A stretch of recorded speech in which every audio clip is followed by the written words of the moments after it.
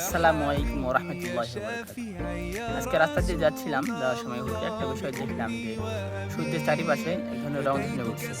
রংধনু না তো এটাকে গোল বৃত্ত বলা যেতে পারে।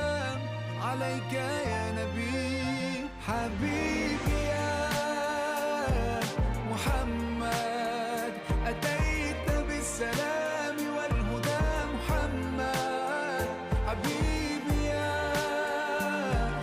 محمد يا رحمة للعالمين এই يا বিষয়ে ইসলাম কি বলে? محمد এটা কি যে আকাশে গোল একটি বৃত্ত দেখা যাচ্ছে, এটা কি?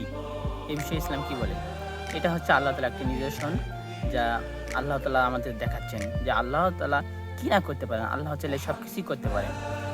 আমরা অনেক সময় দেখি যে গরুর পেট থেকে আল্লাহ তাআলার নাম দেখা যায় গরুর পেটে গোশতের মধ্যে। আবার কিছুদিন আগে একটা ভাইরাল বিষয় দেখলাম যে ইন্ডিয়াতে একজনের মানুষের পেট থেকে সাপের বাচ্চা বের হয়েছে। আবার এরকম দেখা যায় যে গরুর পেট থেকে মানুষের বাচ্চা বের হয়েছে। বিভিন্ন সময় বিভিন্ন বিষয় দেখা যায়। সবকিছু আল্লাহ তাআলার নিদর্শন। আল্লাহ চাইলে সবকিছুই করতে পারে।